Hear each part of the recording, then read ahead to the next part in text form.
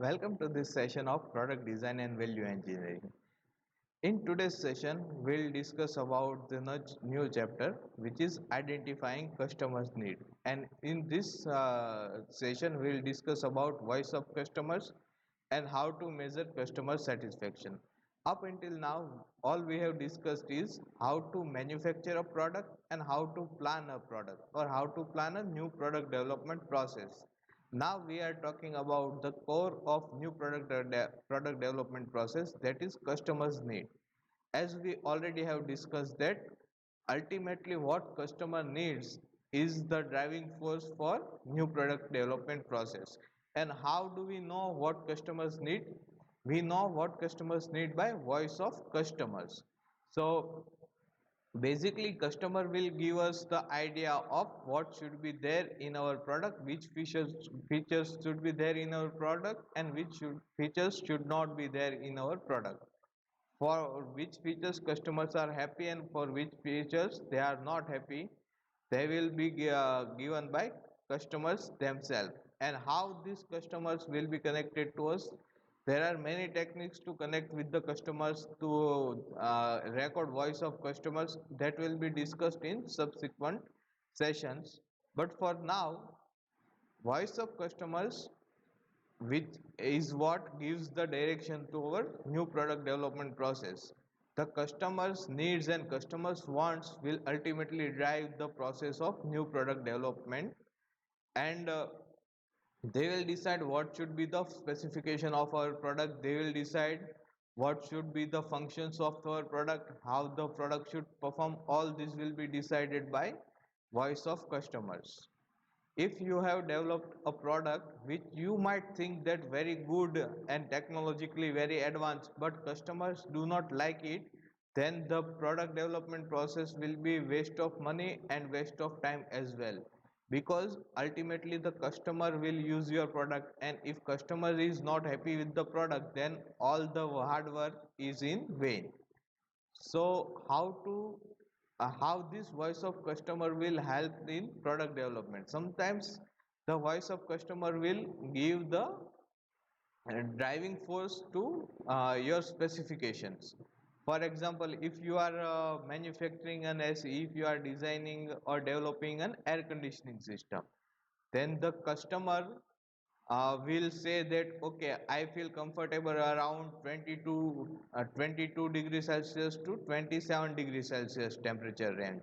So this will give the specification for your air conditioning, that it should at least cool the environment around 22 degrees Celsius, and it should maintain temperature which might be even more than 40 degree in the summer time, to at least 27 degrees Celsius, because that is the range in which customer feels more we can say comfortable around. So this is how specifications are decided by our customers. The other thing is, sometimes this voice of customer gives us also some innovative ideas. For example, say if you have designed an air conditioning system, and to give some idea about air conditioning system, or to get some new idea about air conditioning system, you are talking with your customers, you are basically collecting voice of customers. And during this conversations, some customers might feel that okay, after starting the air conditioning, the room takes even 10 to 15 minutes to cool down. And while we come from the outside, this 10 to 15 minutes, customers have to wait to cool down the room. So some of your product design team might think about an idea which gives an option of starting or stopping air conditioning system with SMS. So if you send an SMS and your AC starts, then you can send your SMS from your workplace, and by the time you reach your home, the room will be in cooler temperature. So room will be at cooler temperatures. This is how voice of customers might also sometimes give some innovative ideas about your product.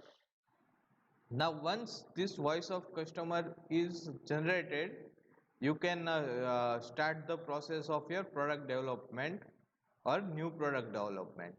But how to identify if the customers are happy with your product or customers are happy with your idea or not? For that, there is a very famous model called as Kano model for customer satisfaction. And this Kano model is very important for customer satisfaction, and we will see what different information this Kano model gives us. Basically, what Kano model suggests is that there will be in every product there will be some features which will be must be, which are very basic or essential features. For example, if we talk about a mobile phone, then it should be able to call someone. This is a basic feature. This is essential feature, and one should be able to send text messages uh, from mobile phone. This is a must feature. This is a basic and essential feature. On the other hand, mobile phone should be able to take some photographs. It should be able to connect with internet. It should allow you to connect with some applications. On these are the performance criteria. These are the features which gives you the performance criteria. So these features, the one dimensional features, are the features which customers want, and every product, almost every product will have these features. But then there will be some features which are customers are excited about, which delights the customers, or which might be innovative, which attracts customers more. For example, in your mobile phone, if you are providing an extra features which is that your mobile phone is waterproof, so that what extra waterproofing which your customer wants but your competitors does not have in their products are the one that excites or attracts the customers. And if you provide such features, then your customers will be satisfied. Now what happens is that the basic features are expected by customers. If you do not execute that basic feature, then customers will be very dissatisfied. So let us first understand this axis of Kano model. On x-axis, the Kano model shows that how well your features are executed. Are they executed very well, very profoundly, or their execution is poor, or they are not available in the system? And this y-axis shows how satisfied or dissatisfied your customers are. So uh, for example, in the same product, our mobile phone, customer expects that every mobile phone should be able to call. So if your mobile phone provides a very high quality calling, uh, then your customers will be in neutral condition. This is a neutral axis. So they are not happy about it, nor they are dissatisfied about it. But if your mobile calling is not up to the mark, or your mobile calling quality is not good, then customer will be very dissatisfied. So all essential function must be very well executed, and these essential functions normally will be there in the market from many years. Then there will be one dimensional features, then there will be some performance features or some mandatory features which are there in the most of the products. If you, for example, camera in a mobile phone, if your camera functions very well, then customers will be satisfied. But if your camera does not function very well, then customers will be dissatisfied. So this is how the graph of these one dimensional features will look like. And then there will be features which attracts the customers, about which customers are happy. For example, waterproofing of your mobile phone. or so you have come up with a mobile phone which can be flexible and which have a screen which does not break. So you have come up with a mobile phone which is unbreakable and which can be flexible. So customers will be attracted towards it. But if this new function of unbreakable screen is executed very well, then customers will be very satisfied. Even if these new features is not executed very well, then also customer will be satisfied just by having these features with them. And as the time goes, the attractive features will turn to one dimensional features and one dimensional features will turn to a must be features. For example, there was a time when everyone using landline phones.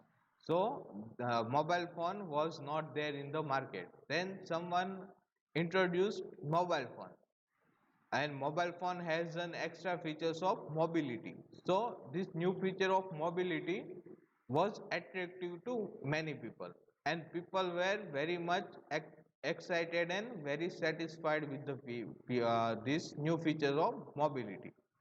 Even with the codeless phone which were not very much mobile. If you have a codeless phone, then you need to be in close proximity with the uh, its modem. So it is a poorly executed function of mobility, even though customers were satisfied, and customers were very satisfied with a mobile phone which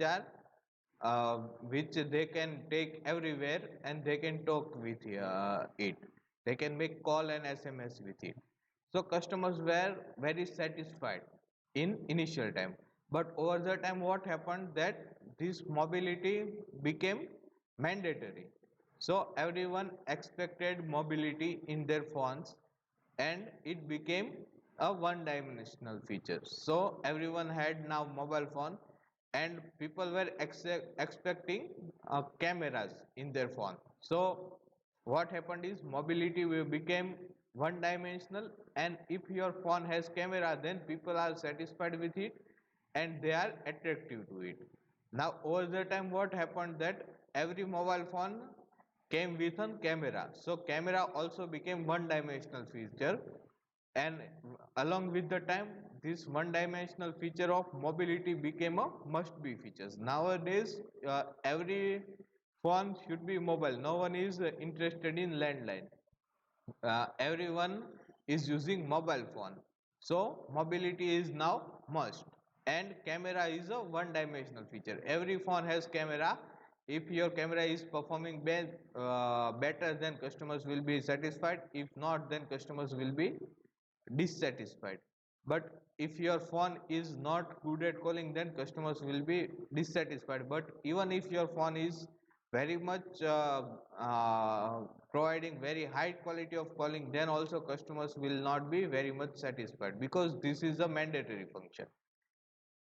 Now we expect our mobile phone to do some more. We expect our mobile phone to have computational power of a computer. So if today someone introduces a mobile phone with 64 GB of RAM, then it will be attractive and people will attract toward it. If someone offers a mobile phone which can uh, give speed of 5 MB or 10 Mbps, then people will be attracted towards it. So now our criteria of attraction has changed, and this is what happened over the time. As the time passes, the attractive feature for which customers were very satisfied, they start to expect it in every product. For example, 10 years back, when ABS, anti-lock braking system, introduced, it wasn't very attractive or exciter features in cars. If your car has an ABS, then customers were very satisfied with it. Now what happens is that every customer expects that there should be ABS system in their car. So now car became ABS in the car became the one dimensional features, and over the time it might happen that there is some technology which is better than ABS, so ABS might turn to be must be feature, so that ABS should be there, but along with ABS you need to give some extra features just to compete in the market. If you want to delight the customer, if you want to satisfy the customer more, then you need to give some more additional features. This is what Kano model for customer satisfaction is. It basically emphasizes that uh, the you must identify what will be your basic features, which will be your exciter or delighter, and which will be your performance characteristics. So your product must have all the basic features and it must be executed very well. Your product must has performance features and they should also be executed well, and you might think about adding some delighter or innovation to satisfy your customer, and you have to keep innovating it, because over the time everyone will add attractive features and it will over the time will become performance features.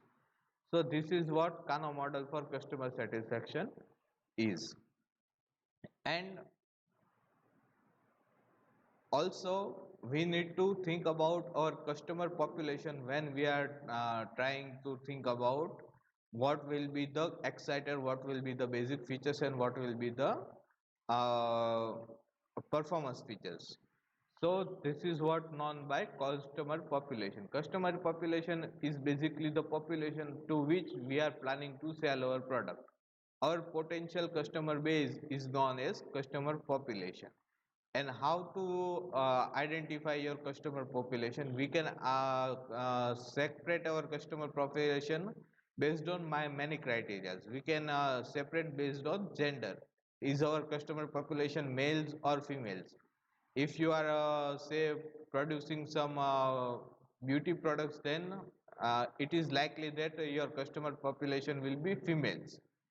Then if you are producing some toys, then it is likely that your customer population will be children's. That is based on age. Children less than having age of 10 years. If you are planning some product which is focused on a specific demography, for example, if you are trying to manufacture a car for hilly area only, then the customer population will be based on demography. If you are planning a product which is related to a country or a people of a specific country, then your customer population can be divided based on a single country. For example, if you are manufacturing say a product, let's say you are manufacturing a national flag of India, then it is likely that only Indian will buy the national flag of India. So your customer population will be Indians only. And sometimes it is based on ethnicity. For example, if you are manufacturing a pendant with a symbol Om on it, then it is likely that only Hindus will buy the product. If you are manufacturing a pendant with a cross, then it is likely that only Christians will buy that pendant. So your customer populations are based on ethnicity, and such that you can separate your customer population in many ways. So this will be all for today's session. See you in the next session.